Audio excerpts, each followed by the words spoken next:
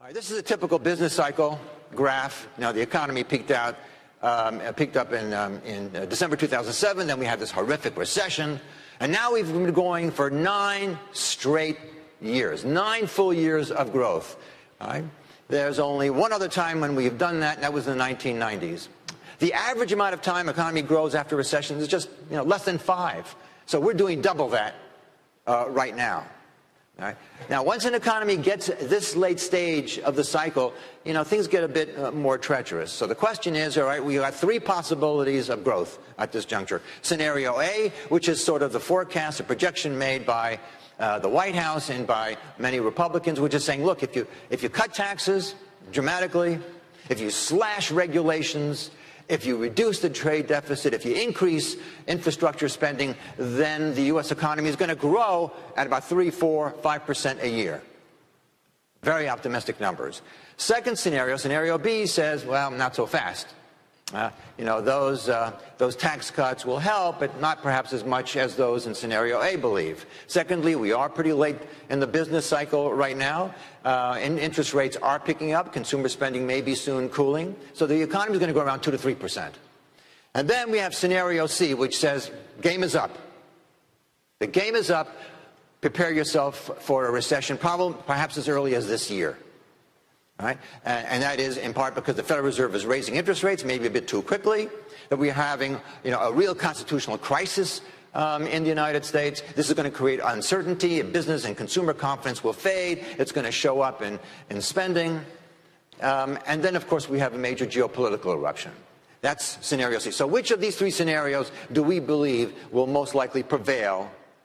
All right, so let's dive down a little bit. Let's take a look and see what's really critical here and why we've come to these conclusions. First of all, we start off with the most important part of the economy, the consumer. All right, and the consumer is doing fairly well. All right, I mean, we know that unemployment is at 18-year lows. We have seen wages begin to creep up a little bit. Confidence is still pretty high. So on that score, you can say the economy is doing well and consumers will continue to spend. But here is what some of the concerns are that's pointing to slowdowns next year and in 2020. First of all, after 9 years of shopping, you have to wonder whether consumers to some extent are satiated. I mean, how many cars, how many cell phones, how many electronic gadgets and appliances do they need after 9 years? And we're starting to see that actually in the data. For example, in terms of car sales, the rate of purchases of car sales really peaked last September at a more than 18 million unit rate, and it has since come down steadily to about 16. So that is just one area of concern.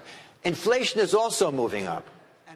So clearly it is a situation where companies are not yet confident enough and they don't see a sufficient return on their investment to be able to, at this juncture, commit to capital spending. Because you want to know, you're not going to get a return on that investment in another year or 2. It might take a while. But because of the uncertainty, because of the tariffs, because of the prospects of a real trade war, that hurdle to finally go over and give a thumbs up and say, yeah, we're going to make that leap and make that spending, that hurdle is getting higher and higher. Now, I just want to tell you a side story.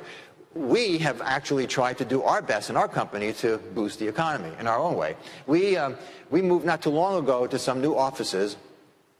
True story. Moved to some new offices, and one day we got to the office and we found a box of flowers, and which was very nice. We took a look at the flowers. There was a card attached to it. Looked at the card, read it, and it said, "Please accept our deepest condolences."